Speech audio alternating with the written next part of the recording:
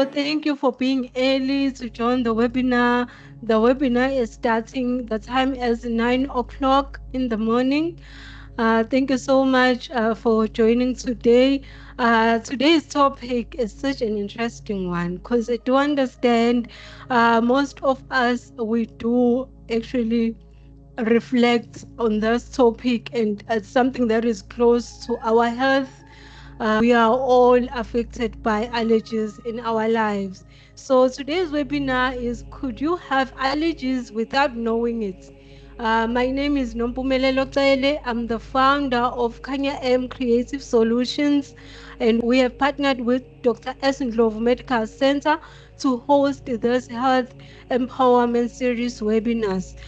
We have already hosted the first one, which was in March, that was talking about brain health, and the turnover was amazing, and that the participation that we gained from the attendees on the first webinar was really great.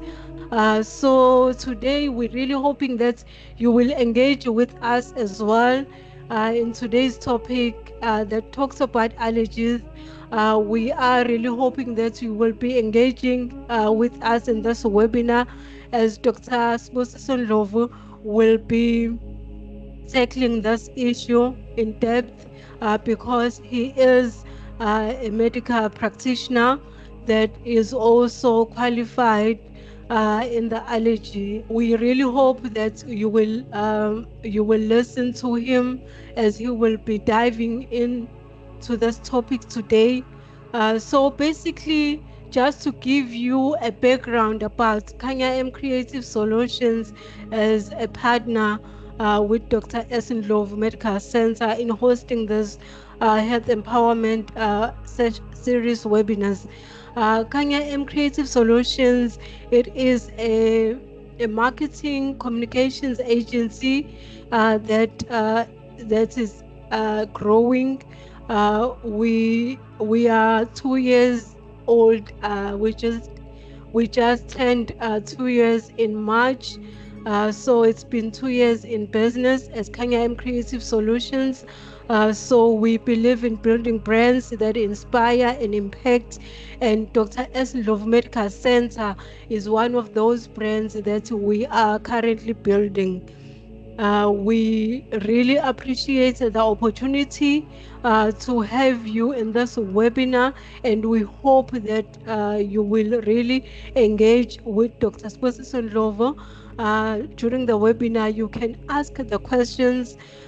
Also, we have a YouTube channel that has previous webinar recordings that are available on the YouTube channel, on Dr. Esendlovu Medical Center YouTube channel.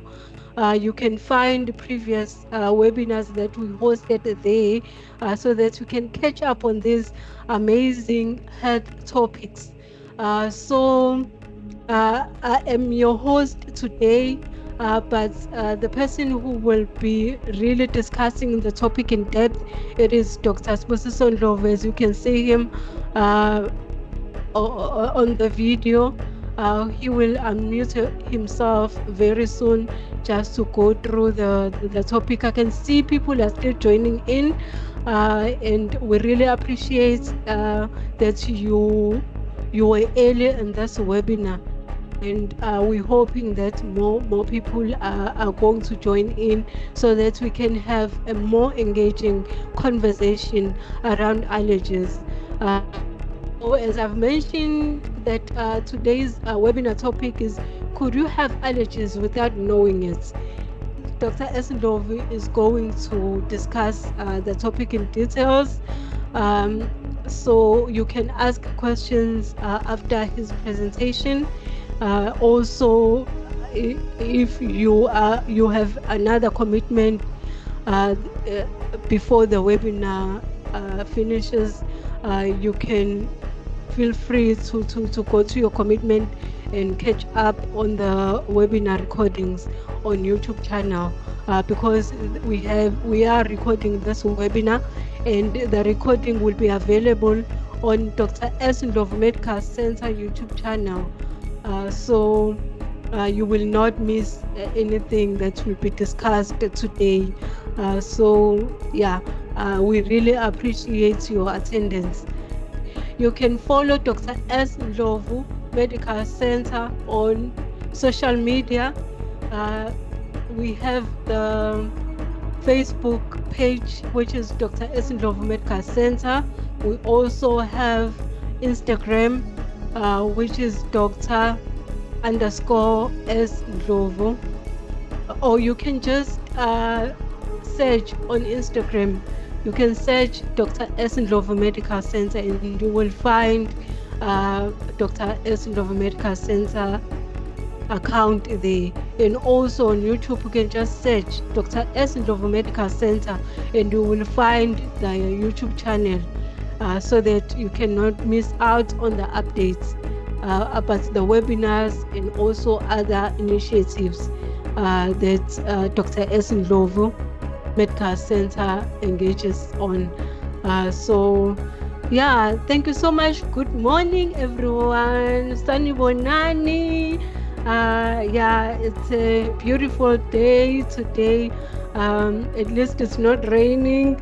I'm really happy. I am so happy to be in this webinar today. For those who are just joining in, I am Nompumelelo Cele from Kanya M Creative Solutions, and we have partnered with Dr. S. Ndlovu Medical Center to host this webinar. If you are watching this webinar from YouTube channel, please remember to subscribe on Dr. S. Ndlovu Medical Center channel. Just click the subscribe button below, and also please engage with us, ask questions. We'll be able to answer to those questions.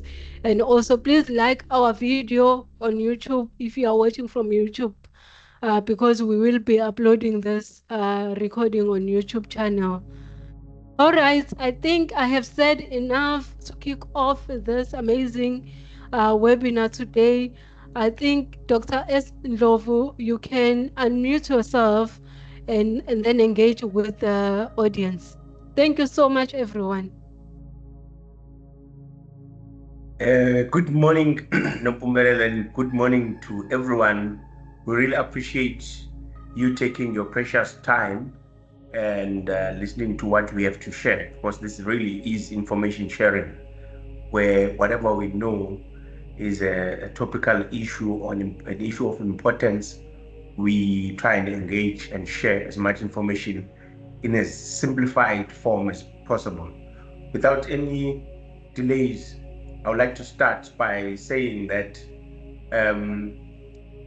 it's important that we know what allergy is. A question that you would ask yourself, because you hear this word all the time, allergy, but really what is allergy? Is an immune disorder. So it's a disorder of the immune system. What happens is that what you would normally interact with environment that interacts with your body, whatever it is, that a particular protein, you tend to be hypersensitive, because another word for allergy is hypersensitivity reaction. We are overly sensitive to what otherwise is not necessarily harmful to you. So for instance, we know we interact with the environment through what we eat. So whatever you put through your mouth, whatever you put in your mouth in terms of food and what you drink, you can develop an allergic reaction to that. Another interact with the environment is through what we inhale. So whatever comes through your nose can, impact your airways, right from the nose all the way down to the lungs. As well as when we say something you interacted with your mouth, obviously it goes through the entire food passage system from your mouth all the way to the back passage. And then also we interact with the environment with things that touches us, things that touch us on our skin. So that's another interface or surface that you interact with the environment. And then the eyes, obviously something that touches your skin or the lining of your eyes as well. So if just as a starting point, the surface of the eyes below the surface, for instance, you will have immune cells that will then want to process whatever is coming into contact with your eyes. Same with your skin. If something touches your skin, you might get a reaction because your body is kind of interacting.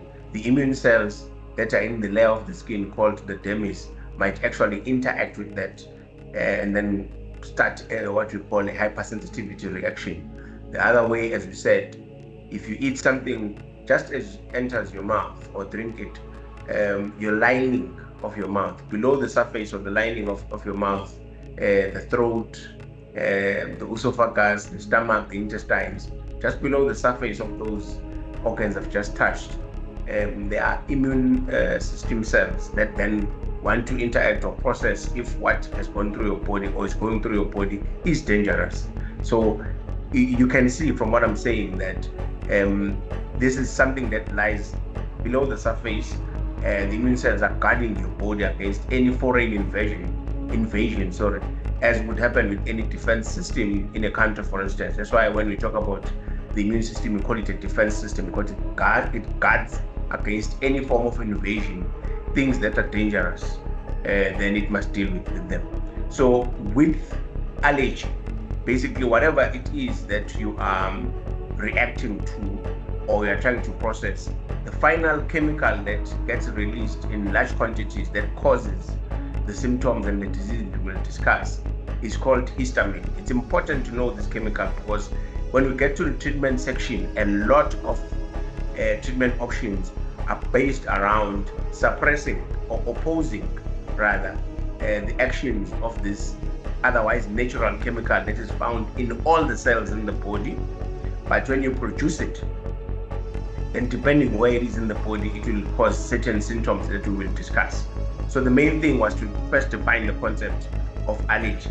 An allergy is a situation where during the process of your body processing what it is interacting with, then there's an exaggerated response to that causes then a certain reaction, which then gives you certain pathological or other disease entities that we'll talk about. Now, what are the different types of allergens? When we say allergen or allergen, it is that which causes an allergy or that which you are allergic to. So an allergy is a condition, and then an allergen is something that you are allergic to. So there are different types of allergens that we can talk about. We'll put them in broad categories. We've got what we call air allergens, which means air as in from the air, things that you either inhale that are floating in the air, basically. Things like pollen, things like grass, things like your cat's dander, or your house dander. Your dog dander, and all these animals with fur. When we say dander, it's what in another language you call fur. So you are allergic to a certain protein in that fur, either cat or dog or cow or horse. So those are things. And then you also have in the category of aero allergens what you call house dust mite. I'm sure house dust mite is one of the popular ones. People have heard a lot about that, alongside with grass. So house dust mite is it's a mite that you find in a house dust. Basically, it eats the dust in the house, and then it starts reproduce itself. And then your allergy is mainly to the eggs that it produces, certain proteins in the egg, and then you get that as an aero allergy. Also, other things that you find that we call aero allergens, you do have what you call a mold. A lot of people know mold because where you dump your rubbish, there's a lot of mold. Sometimes in your bread bin you might find mold when your bread is spoiled. You even find it in a refrigerator. So that's where you find quite a bit of mold that comes from food. Another form of mold is the one that you find, for instance, in your walls, in your ceiling board, in your curtains. Those ones are usually due to the fact that there's moisture there. And the places that you commonly find that type of mold is you find mostly in the kitchen because there's cooking, so there's a lot of steam that comes out and causes moisture. And as well, you find it a lot in our bathroom because obviously warm shower, and then you find a lot of steam and then moisture. So with aeroallergens, those are the ones that you find that float in the air that either will touch your skin or you will inhale, and they might touch your eyes. Some of them you ingest as you talk, it just comes into your mouth, but mainly it's you inhale and it touches your skin. So those are what we call aeroallergens. That's one category of the allergens or the things that you might be allergic to. And then the other category is very popular, especially with the kids, is the food allergies. The common ones, I'll just mention all of them, but I'll start with the common first five. You have your peanut allergy, that's common in children. You also can be allergic to milk. You also can be allergic to egg, and then you can be allergic to wheat, and then you can be allergic to fish. Those are five common food allergies.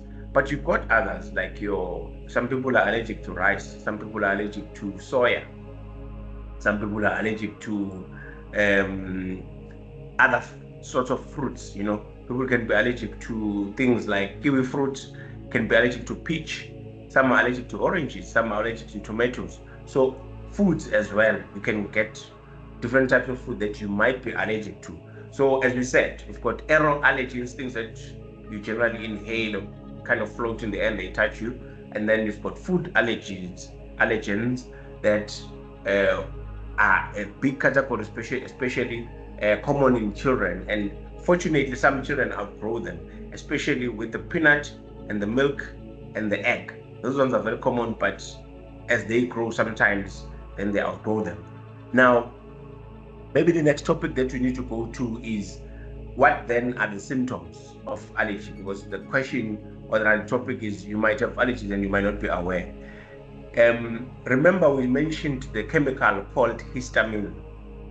Histamine is released, is the end. I don't want to bore you with the scientific details, but if you understand that chemical called histamine is released by cells called mast,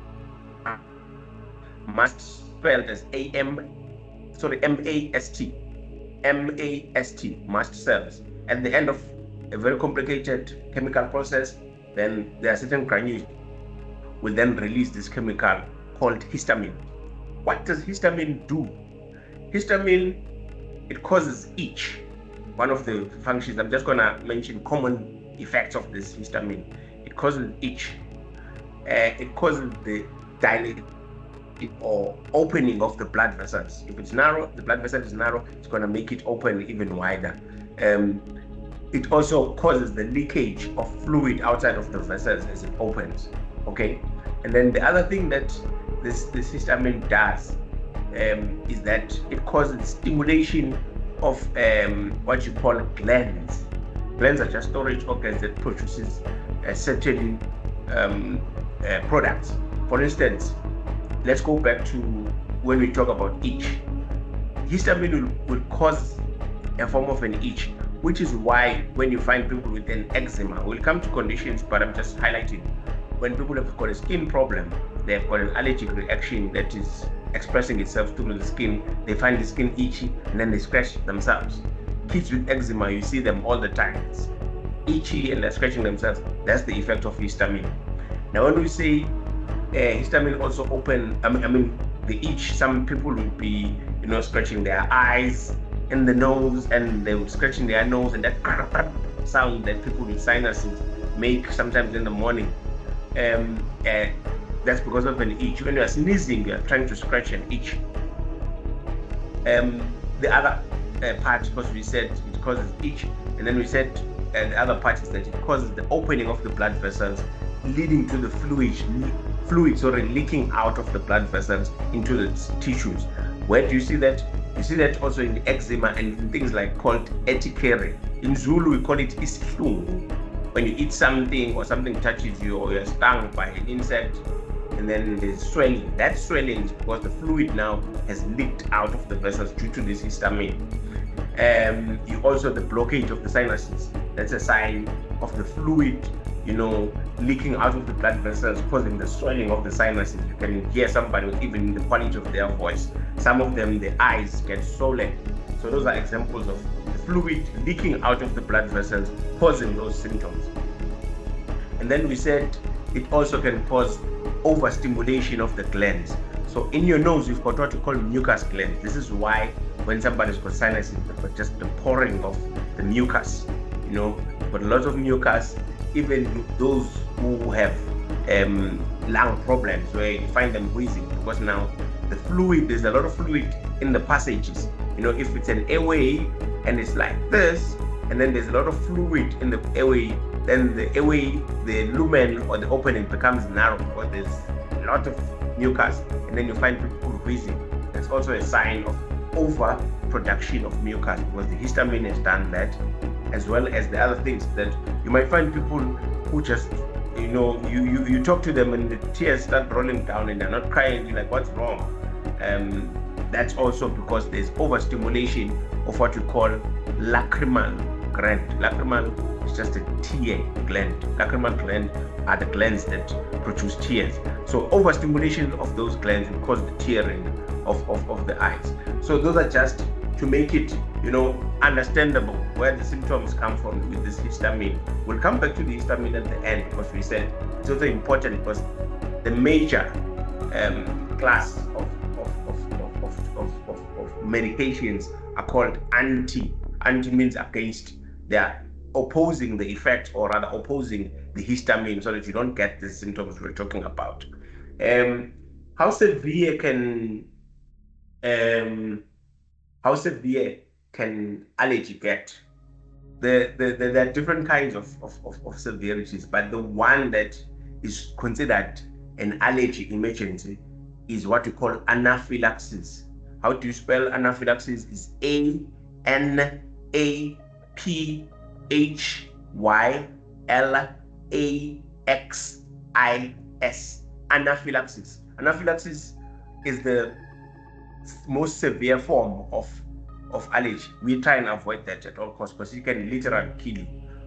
In the anaphylactic reaction, what happens is that once the histamine has been released, you might find that your BP starts to drop, because to maintain a pressure, obviously, you can't have a wide open blood vessel, because there has to be a certain level of pressure that is maintained, because if you open the vessels a bit wider, the pressure will drop. So people who go into anaphylaxis, or we call it anaphylactic reaction, would have a low blood pressure, and they will struggle to breathe, because the lungs are now shutting down, the airways are shutting down, and they complain of dizziness, and also the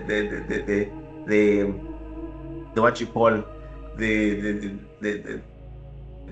pulse rate, rather the heartbeat, starts to slow down. Initially it might be fast, but with time it starts to slow down. So you don't want to have that, particularly where there's a swelling around where the airway starts at the throat. There might be a swelling there, or they might just be closing. Also, the branches, what we call bronchi, further down, you might find that they are beginning to close. You struggle to breathe, and there's dizziness, there's a drop of blood pressure, the blood pressure drops, and you also have a problem with your heart maintaining its beat. So those are the larger signs of what we call an anaphylactic reaction or anaphylaxis, we try and avoid. So that's the danger really of having an allergic reaction. It can get that bad, so we try and avoid that. Now, how do we diagnose an allergy?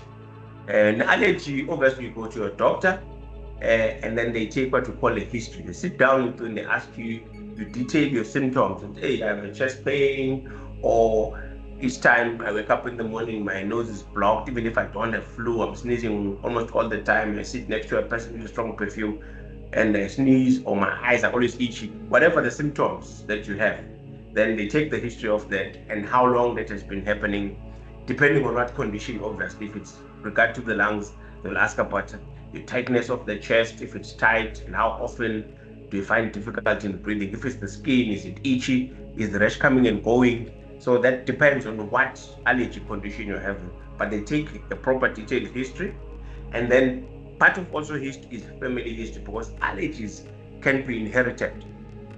Allergies can be genetic. So it's important to know that allergies as conditions. It's something that can run in the family. Some people might ask, if somebody's got sinuses and they're sitting next to me, my colleague at work or at school, can I then get sinuses from them? No, you cannot get an allergy sinus, for instance, because somebody has that, because it's genetic. However, for instance, it's tricky on the issue of sinuses. I need to mention this because remember, as the person is sneezing, they are also sneezing out some viruses and bacteria that you might have. So if you inhale that, you might then get an infection. But it doesn't mean that you are allergic to whatever you're allergic to. Now you are just catching a virus like any other person who caught a flu. And then in that way, at that moment, you might develop a rhinitis, which is not an allergy reaction in that case, but it's rather an infection. Here we're talking about an allergy, that because I sit next to you and we have an allergy problem, I won't get it. Because you've got eczema or urticaria, which you call it in Zulu, it doesn't mean I'll have it because I sit next to you. But if we are blood related, it might well be that we both got it from our parents. And therefore, you having it gives me a chance as a family member that I might actually have it. Not because you passed it to me, but because our parent passed it down to us. So it's important to understand that as part of the history, as you said, the history of the symptoms themselves, the history of the symptoms, the coming and going of the symptoms, and if there's any family history of any of the allergic conditions. After that, then obviously it's the physical examination. The doctor has to physically examine you and check if you've got any signs of eczema, if they think you've got eczema, if you've got any signs of rhinitis, if you call it allergic rhinitis. A lot of times people will have the sinus and the eyes. So in proper terms, we call that allergic rhino, means nose, conjunctivitis, the cover of the eyes. So then they will check if you have signs for that. There are different signs. For instance, with people who are asthmatic, you find that they have what you call a barrel-shaped chest. They walk as if they are puffed up or they're carrying heavy weights generally, but that's the nature of the chest because of the adaptation. It's a whole host of a lecture on physics behind that, but that's just a sign how you see them. You might find that obviously the wheeze being the commonest sign that people complain when they are the symptom that they complain about when they have asthma. So the doctor will have to look at that. And if the skin has got the typical appearance of an eczema, if it's an eczema, or if you've got what we call urticaria, sometimes the swelling around the eyes, there's also a condition which I'll mention called angioedema, which angio means blood vessels, especially the arteries. So the swelling of the blood vessels around the blood vessels is called angioedema. And then what other things that we need to get through when we do the physical examination is obviously listening to the lungs if it's a lung condition and other things. And then we've spoken about how the diagnosis is made in terms of the taking of the history of the symptoms, and if there's any family history, the physical examination. Obviously now there are tests that need to be done. So tests, obviously the tests can be done to confirm that condition that you have as an allergic condition, and then there are tests that you need to do to test what you are allergic to. So there are two types of tests that we do when we do allergy.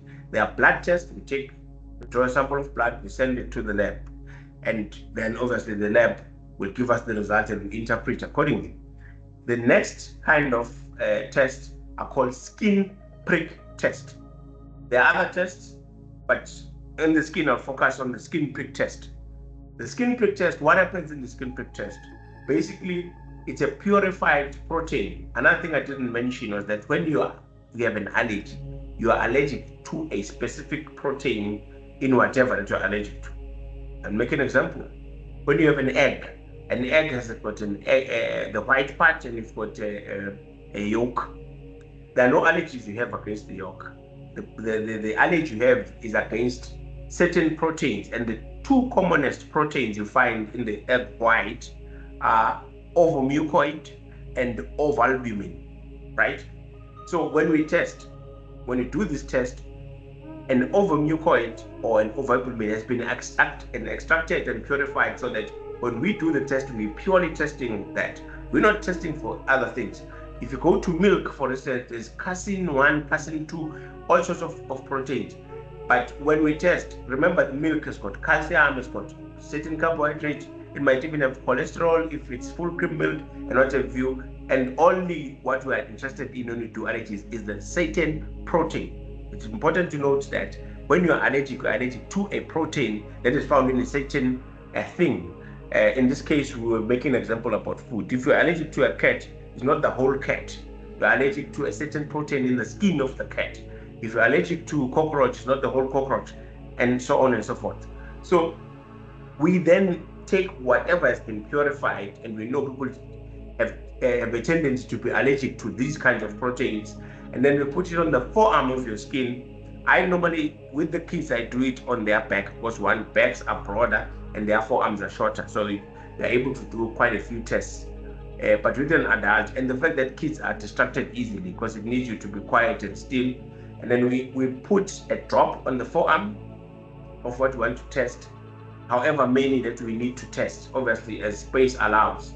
And then once we've put the drops of what we are testing, and then we use a probe that just pricks through each and every drop of what we are testing. So if it's milk, then we prick through that milk drop, that wheat drop, that fish drop, that wheat drop, whatever we are testing, whether it's cat or dog or grass.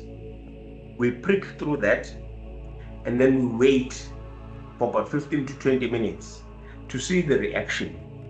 Okay, I won't bore you with the details because you might miss the point. But after 15 to 20 minutes, then we look for a certain reaction. There usually is a raise in the skin. You know, it's like when you're being stung by a mosquito, you can see the skin raising. It raises like that, or as if you've been stung by a bee. That wheel, we call it a wheel, and then it kind of raises like that. The wheel is spelled WHEAL, and then it's that lesion on your skin. We measure the size of it. And then from there we can tell if it's positive. If it's of a certain diameter, it's positive. If it's that diameter or more, then it's negative. So this is what we call skin prick test. The beautiful thing about the skin prick test is that when you compare it to the blood test, it's got more specificity and sensitivity. In broad terms, once again, I'm not going to bore you with details. When a test is more specific, it means it only picks what it is designed to pick. If you are to measure calcium in the blood, it's going to measure calcium. It's more specific. It's not going to test potassium and other things. It's just going to test that calcium. The more specific, the more it tests what it's supposed to test. And then sensitivity, it means even the lowest concentration of what you're testing, it will pick. So ideally, which doesn't always happen, the test would have to have a high sensitivity and a high specificity. So we often, a lot of times, we do the blood test, and also, but the ones that are more sensitive and specific are the ones in the skin prick test that I've just described. There are other tests that are done, what we call prick test. Because not everything that you're allergic to, there's a commercially available test for it. No. For instance, fruits, you don't get tests for any of the fruits. So what we do what you call a prick test, where, for instance, if you're allergic to the peach, one of the ways we can do is to prick the peach and then prick you with the juice of that fruit, and then wait for the 15 minutes and then see the reaction. And then another way of I'm just moving broad here. Another way of testing for allergies, especially with the food allergies, we call it oral food challenge. What do we do there? In oral food challenge, we basically, when there are no tests that are commercially available to do a skin prick test, or if there's no blood test, but you really insist from the history that I've noticed that when I eat this spice, or if I eat this piece of meat, or if I eat this vegetable or fruit, whatever, I tend to have a reaction. my mouth swells and becomes red, or I vomit all the time, or I become bloated, or I get diarrhea, whatever. And then your history is very strong. So what we do an oral food challenge. You say, okay, fine, come with that food item, and then you sit in front of us, you take it, and then we see. You should, if you are allergic to that, you should react within 15 minutes of taking that food. And then we say, okay, if it becomes positive, and you say, it's fine, and we can confidently, obviously, we'll look at the reaction, we'll measure what we need to measure in terms of, does it give you palpitations? Is your mouth becoming red? Are you getting other signs and symptoms of that? Then we then can make a determination that this is the kind of allergy that you have. So the diagnosis is done in the terms. In summary, when we diagnose, we take the history, which is the history of your symptoms. What is it that is triggering that reaction? If usually allergies, there is things that come and go, the symptoms, depending what you are exposed to at the time. And we said also the important thing about it is that if there's family history of any form of allergy conditions, and then you said we do the physical examination to see if we have any signs of what might suggest that you have this allergy condition. And then we spoke about the blood test to test what you're allergic to, and what you call the skin prick test, and then the oral food challenge. There are other tests, like I said. I don't want to bore you and make this complicated. I just wanted the broad ones that make sense to you. Now, what are the examples of the allergic disease that you might know? I've already spoke about some of them. So your allergy can be expressed in your skin, through your skin, in which case you can get what we call angioedema. Angioedema is not very popular, but it does happen. You might find somebody who tells you that they just wake up in the morning with swollen lips, like somebody has, given them a huge punch on their face, or they've bumped their mouth against the wall. And a lot of people have been, unfortunately, said to be in abusive relationships when they are not, because no matter how hard they try, people are like, no, there's no way you can just have a swelling of your lip. It really looks like somebody is beating you up. Sometimes you get the swelling of your eyes, around your eyes. Some of it is in the palms here, or the soles of your feet.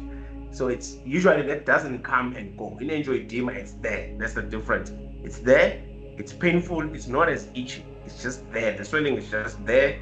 It doesn't go. Maybe it can take 24 hours or longer, but it's not something that is here and then 15 minutes down the line is gone. No, it's there. It's persistent. It's not itchy, and it's painful, and it's much more solid. It generally affects the eyes. It can affect the tongue. It can affect the lips. It can affect the palms of your hands and the soles of your feet. Perhaps what we skipped in terms of what things that can cause allergies, or things that you can be allergic to. Now I'm reminded by the swelling of the tongue.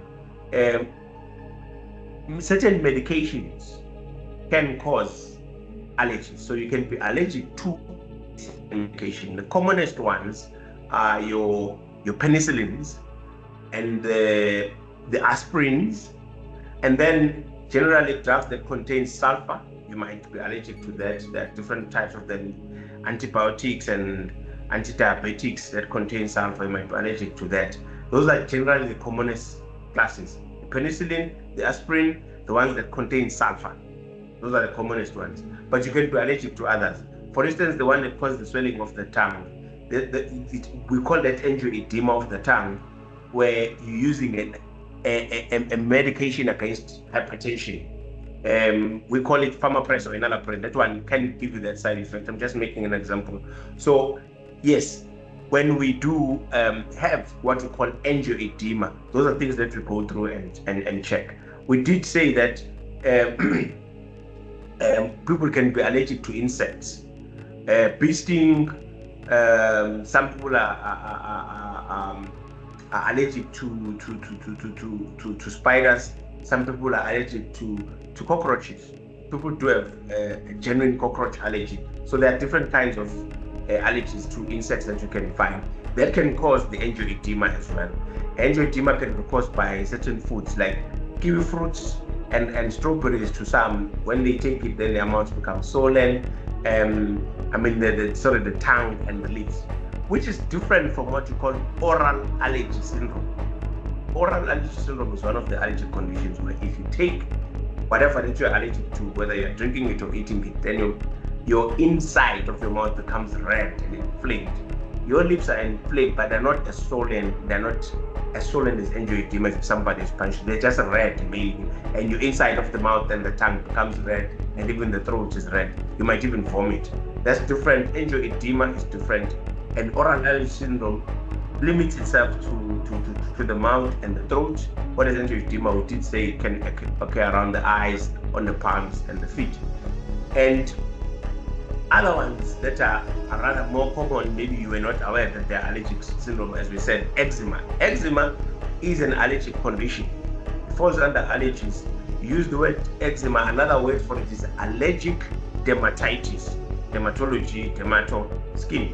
So you can find something expressing itself in the skin. We are still on the skin. You said either the lips or the palms of the hand and the lining of the mouth.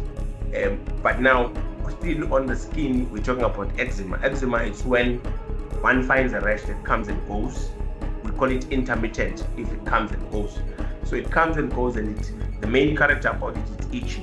Mainly, it will be distributed in the folds of like in areas like armpits, the folds of the elbow, in the groin area behind the knees in adults. With kids, it's more common in the face, in the cheek, and in the neck. You do find it in the neck with the adults as well. Even with the kids, the areas that I've counted, you do find it. Some people, it just, if it's severe, you get eczema throughout the body. Usually you do get that with kids. So it's also an allergic condition that you need to get tested. What are the triggers or things that you're allergic to? And then another allergic condition is now, when you're still on the skin, we're talking about urticaria. Urticaria, I did say in Zulu, we call it ishlungu. Urticaria is when those, what I call quills, they just get, it's very sudden. You take something now it's up, it's distributed mainly in the limbs and in the trunk. And then if you take the treatment, it can go within 15 minutes, it doesn't leave scars.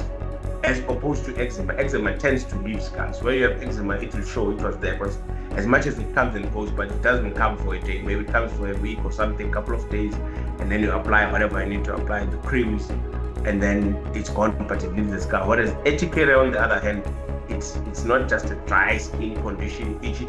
It's when the thing is raised to get the quills, and then if you take proper treatment, within 15 minutes, it's gone, like nothing has ever happened. And it's very itchy. It's one of the common features, or the distinguishing feature for it is it's extremely itchy, but it's temporary. It can really literally go away within 15 to 30 minutes with the right treatment, or if you remove the exposure. And then other conditions that are allergic, you do get allergic esophagitis, where when you eat something, that thing disturbs your esophagus, and then the symptoms, you find that you vomit, you've got chest pain. Sometimes if it involves the stomach, you get heartburn or bloated. Also, you do get allergic colitis, where the large intestines are inflamed, even the small intestines sometimes. So if the large intestines are involved, you're more likely to be bloated and pass a lot of gas, and also have diarrhea. Whereas if it's the small intestines, you're more likely to be bloated and it comes up as vomiting. And then when we go to the lungs, or to the airways rather, we start with what you call sinuses. Most people say they've got sinusitis, but specifically when we talk about allergy, it's allergic rhinitis. For the most part of it does occur, and it's accompanied by the itching and the redness of the eyes and the tearing. So in that case, it's what I called earlier allergic rhinoconjunctivitis. That's an allergic condition or a disease that you can get from allergies, characterized by sneezing, runny nose, blockage of the nose with itchy and teary eyes. Sometimes your ears feel itchy, or they can just feel like they're blocked for the most part, or there's water in your ears. Those are some of the symptoms. And then as you go further down the passage, you start getting into the lungs, the air that you've inhaled. Then we've got asthma. Asthma is a very important condition. You do get what you call allergic asthma. In fact, a huge proportion of people who are asthmatic is actually got what you call allergic asthma. As we said, difficulty breathing, tight chest, wheezes are the main symptoms. You do get a cough. Now, here's another thing that a lot of doctors don't maybe speak enough about. The cough that you might get. There are people who go and get x-rays, and when they've got this persistent cough, they say, I'm coughing. I take cough mixture, doesn't work. I've been through a variety of antibiotics, doesn't work. I've done chest x-rays, they are clear. I've taken my sputum, they've checked it, no TB, nothing. But I am coughing. The postnasal drip is one of the symptoms of the sinuses, where instead of the mucus coming to the front, just visibly, coming through your nostrils, it drips at the back. And that drip causes an irritation on the throat. So your cough is not necessarily because there's something wrong in your lungs, but your throat is being irritated by this mucus continuously dripping there. Or the inflammation of the sinuses as it goes back to your throat causes an irritation in your throat, and then you're constantly coughing. So in that case, what really needs to be controlled better is your sinuses, and you find that the cough goes away.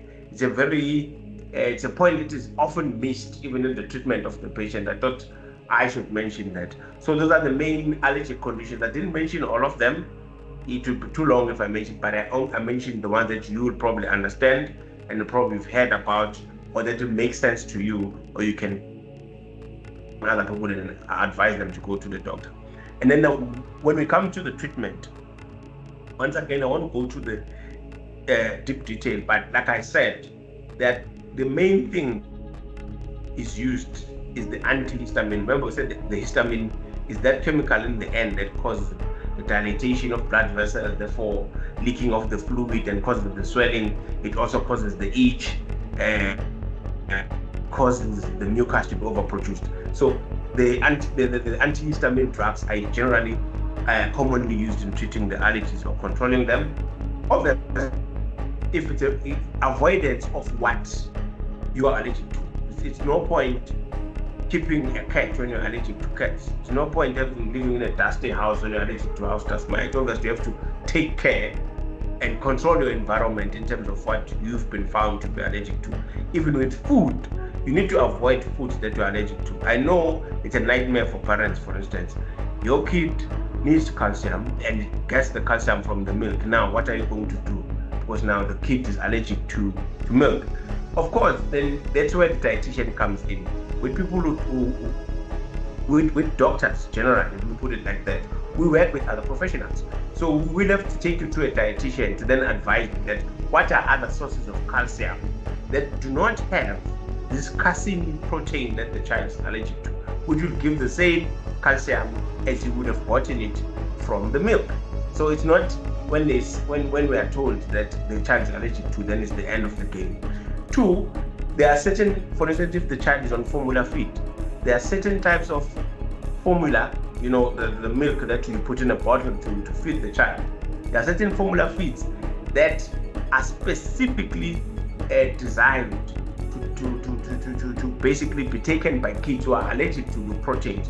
Your formula feeds that you get, that's cow's milk that's been turned into powder. So if the child is allergic to cow's milk, definitely people are allergic to formula feed, but there are certain formula that has been broken down to make sure that there is no allergy. So what I'm trying to say here is that a lot of people get desperate. They say, but my child needs to grow, they need this calcium, I know it's good for bones. Yes, there are other sources other than milk, and there are other types of milk with the calcium that have been made to not cause or to provoke that allergic reaction. So with all other foods that the child might be allergic to, or even an adult, not just a child, even an adult, whenever you're told that you're allergic to a particular food, then you need to be taken to a dietitian. It's not good enough to say you're allergic to milk and then what? What am I going to do? Because milk provided me with calcium and other things. How am I going to get those things? If you're allergic to red meat, the protein that you are getting from red meat, where are you going to get it from? That's where the dietetics or the dietitian then comes into play, where we work with dietitians to then give you enough time and advise you on different types of food to achieve the same purpose without causing an allergic reaction. So other forms of treatment we've got, obviously it depends on the condition, but the main thing, as we said, is avoidance of the things that trigger or provoke an allergy or things that you're allergic to. It's the antihistamines, and there are other medications like your steroids. When I say steroids, I'm not talking about anabolic steroids for sports. That's a different kind of a steroid. I'm talking about prednisolone or prednisone,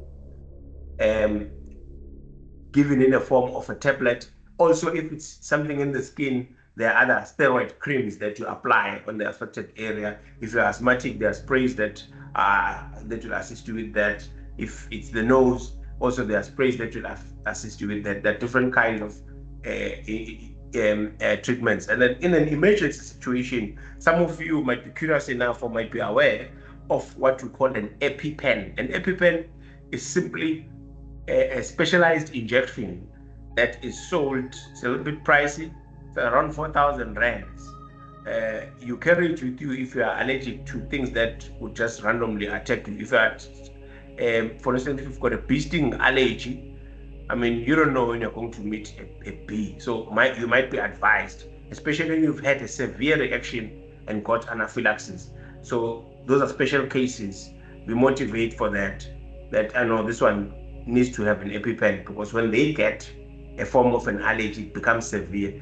That injection called EpiPen, you can inject yourself. It's done in an emergency situation. You just stab yourself in the lung. in the thigh. It's not a stab as like you stab yourself with a knife or anything.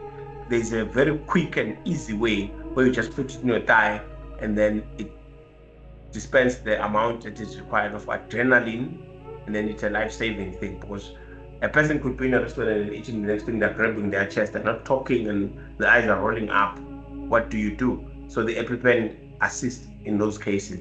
I think another important point maybe is how common is this thing? The allergic diseases. Allergic diseases worldwide are quite common. In the general population, we find that allergic diseases affect about 10% of the population. And depending on the conditions, obviously, different conditions affect differently. When you talk about allergic rhinitis, the ones that affect the nose, you might find you're talking around 20%. When you talk about eczema in the skin, around 15%. Your asthma, around 10-11%. And the figures are rising. So it's the allergies I know, especially with I come from, probably for the most part of the African community. Allergies have for a very long time been viewed as a Western kind of a disease that you pay attention to. But then you find that we are understanding that it's actually becoming common. It's much more common than we think. It's not a disease of race. All races get it. It's less common in rural areas. There are theories why that is the case in terms of interacting with animals and what have you. But it's commoner in urban areas. One of the reasons is that people there are more likely to, as you would find that people are tuned into this webinar, for instance, are people who are in urban areas, therefore they're more informed and they're more aware, therefore it gets picked more in urban areas versus rural areas. So it's something that is there. It's worldwide.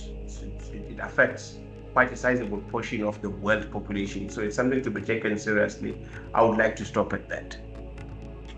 Thank you so much, Dr. Ndlovu. I can see on the chat, and also we've been receiving good reactions from the audience. So there is a message on the chat box saying we are not even halfway into the webinar and I have learned so much. So thank you so much for that message. I would like to encourage other attendees to ask questions. You can use the chat box, you can raise your hand, and then you can unmute yourself and ask a question. If you have anything to say about this webinar, you can just raise your hand and then unmute yourself, or just write on the chat box. Okay, I left this particular part of the webinar program towards the end because I could see people were still joining in earlier on. So I would like to make a proper introduction about Dr. Sbusiso Ndlovu, because I do understand some of you who are joining this webinar are seeing Dr. Ndlovu for the first time. So you have to have an understanding about his background as a medical practitioner. So I will just give you the background, the introduction that will highlight his background.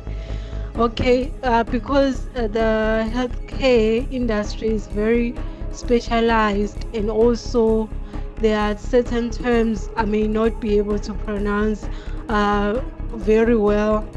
So I will use the acronyms to just mention his qualifications.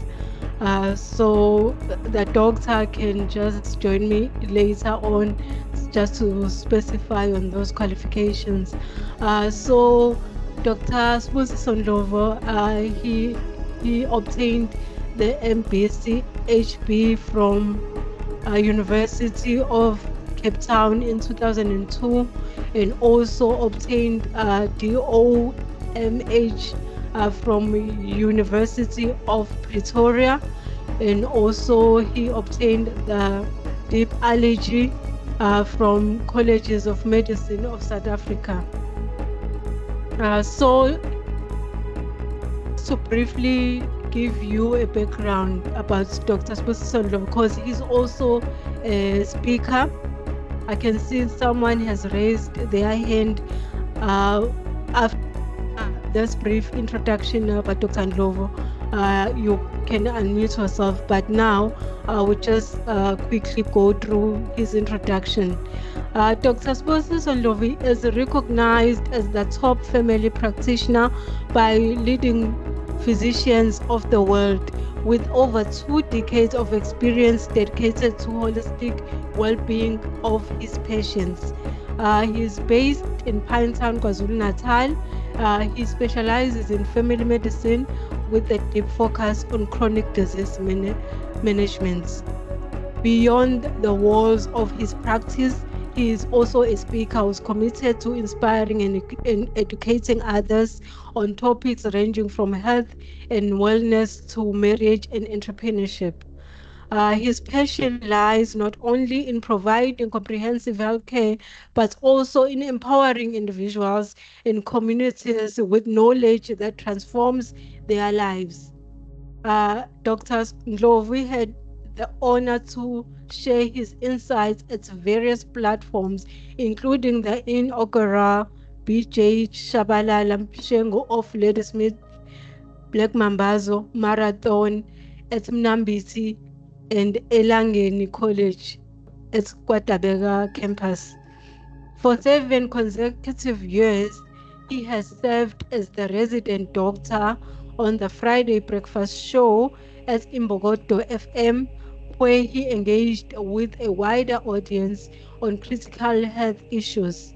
Through his speaking engagements, he strives to leave his audience with actionable insights, practical tools, and renewed sense of purpose, whether in their health, personal lives, or business endeavors. So yeah, that is the introduction about Dr. Ndlovu. I can see someone has raised their hands already. Okay, MG, you may go ahead, ask your question, or just talk about this webinar. Thank you. Good morning. I'm just gonna hop on because my initials is supposed to be XM, but I can see that LG is not saying anything. So firstly, thank you so much for this great webinar. I've learned so much, especially when you're talking about things like allergies to nuts. I used to work for the airline, and I remember at some point we'll serve nuts as a pre-takeoff snack. And when there's an allergic passenger, sometimes we wouldn't have to serve them. And this one time, though, it was such an extreme case because this passenger was saying that even if it's people around her that are eating the nuts, it can induce a reaction to her. So we had to offload like nuts. Imagine a flight with 275 people in economy class. For that one person, we had to make sure that we don't have them on board to avoid having like a reaction mid-flight. And then she could be like, but I did say. So allergies are very fascinating. Thank you. Yes, you can continue.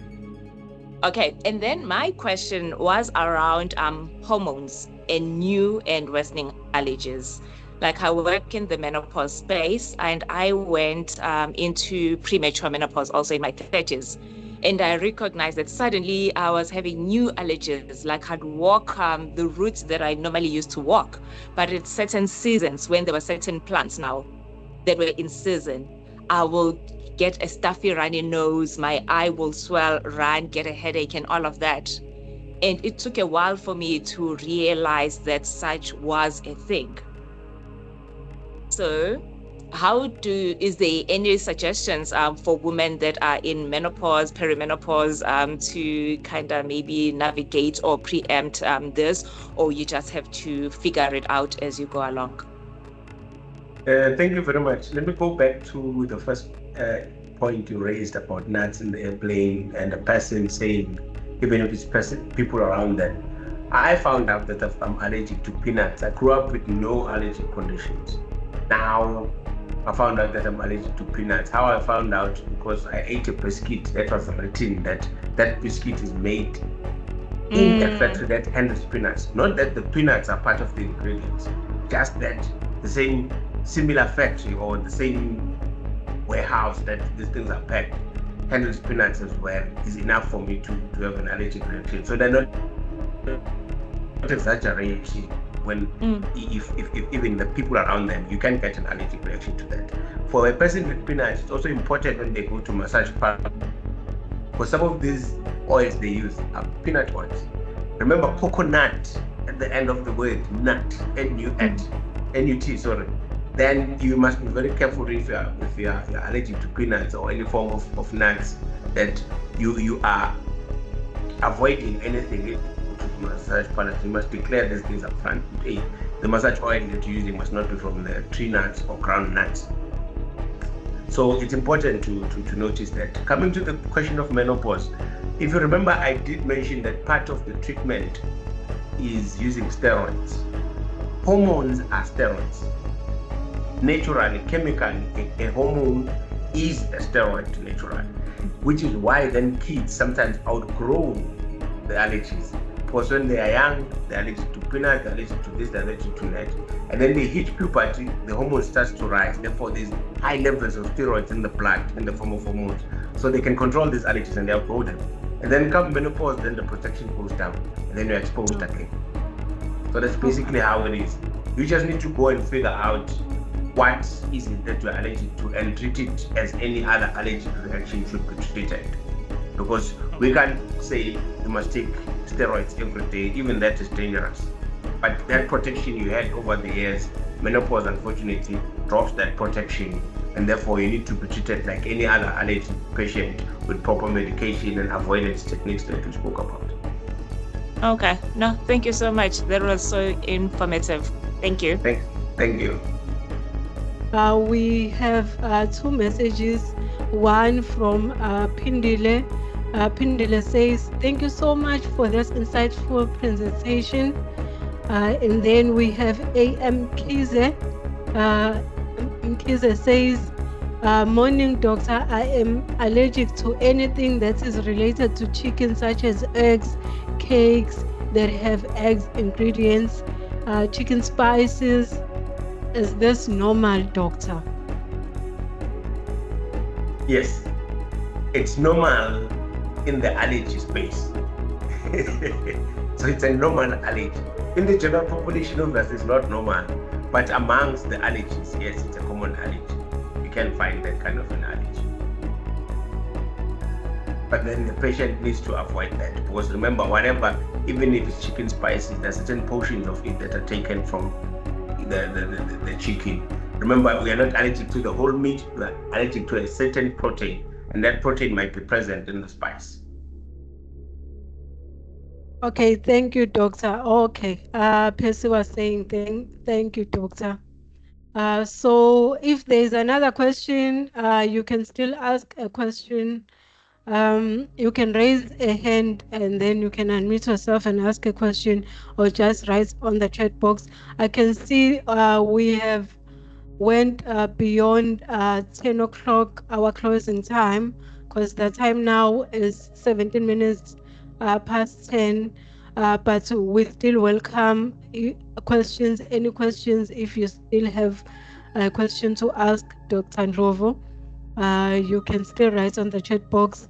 Otherwise, the recording will be available, so you will be able to catch up on this webinar. We do understand that it's a working day today, and some of you have work commitments.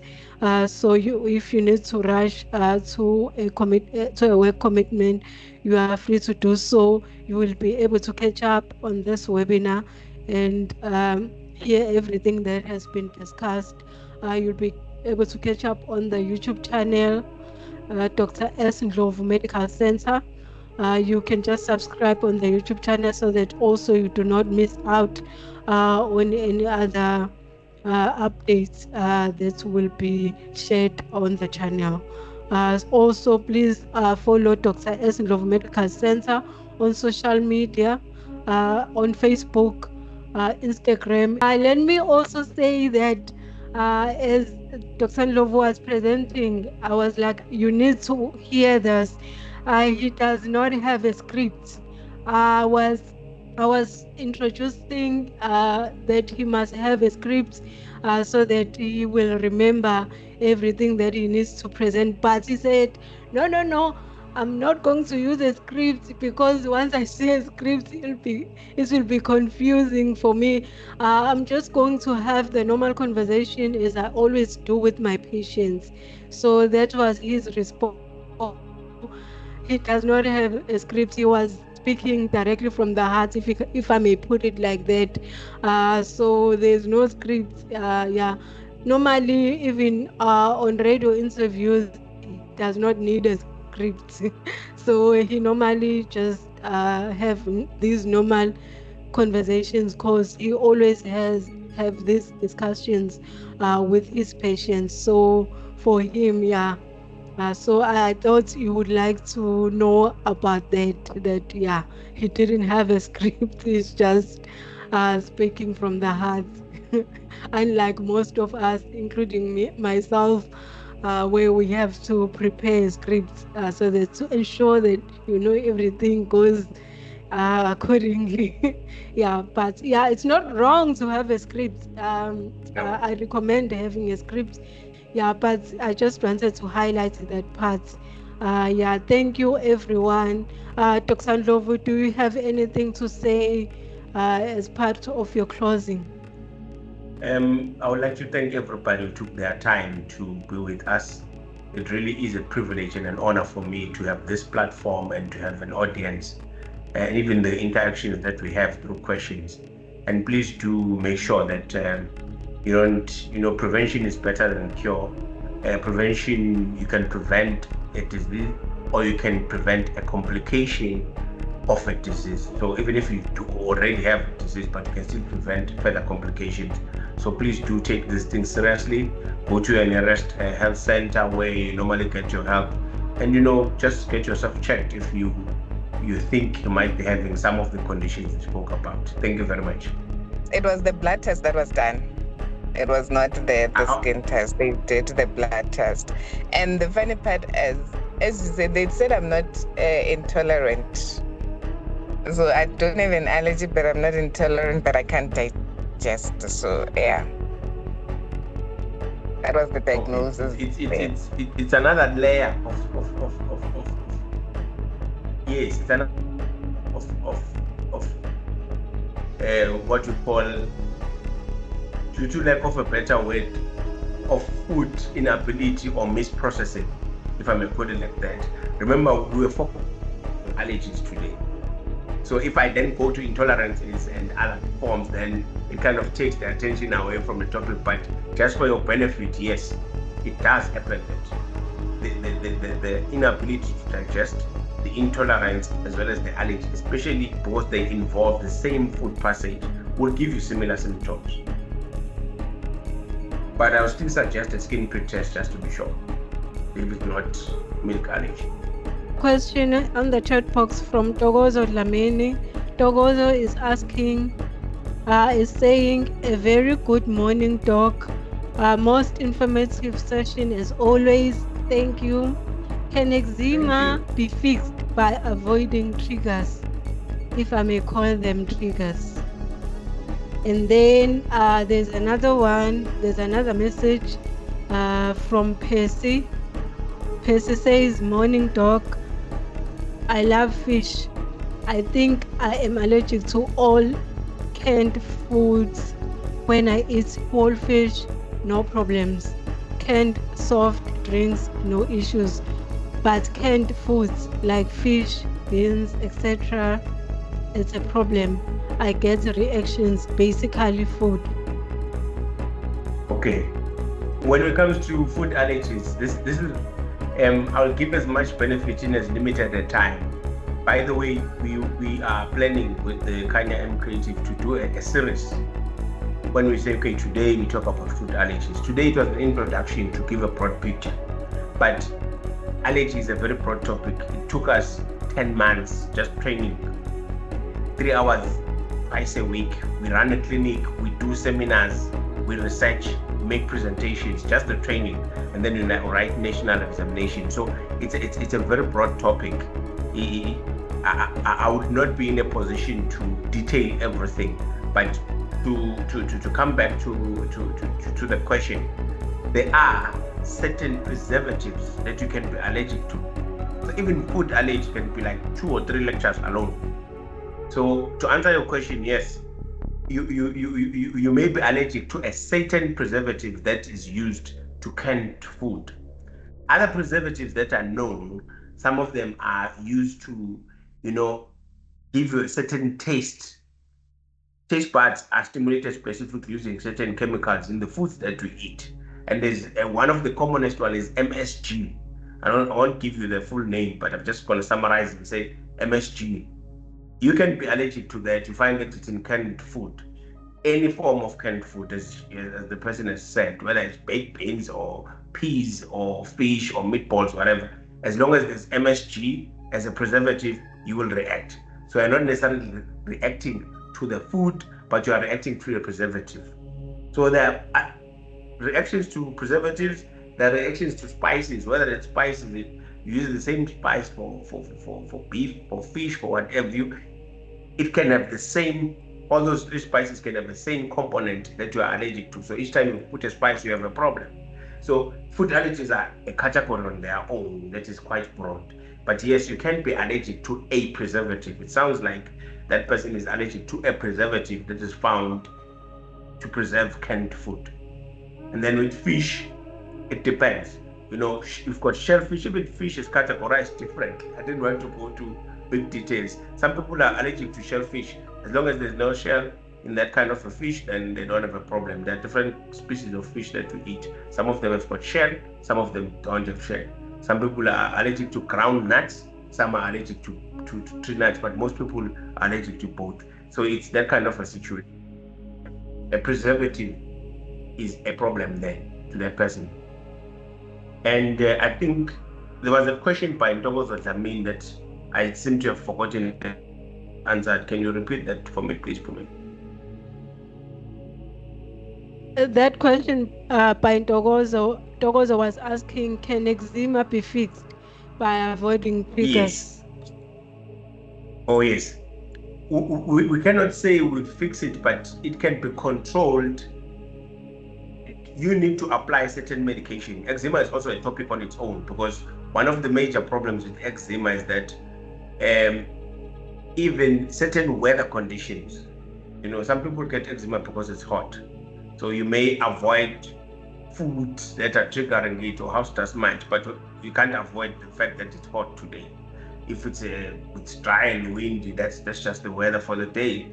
So yes, you avoid triggers, but you need to apply certain creams and lotions to to fix certain issues that are related to protein that keep the skin together. Just in short, normal skin, for instance, have got cells that are tightly held like that. With people who have got eczema, the cells have got spaces in between. So whatever you apply on the surface goes underneath the skin, the immune cells pick that up and then they cause a reaction. So it's a little bit more complicated, but yes, avoiding triggers does help a lot. Okay, thank you, Doctor. Okay, Percy was saying thank you, Doctor. So if there's another question, you can still ask a question.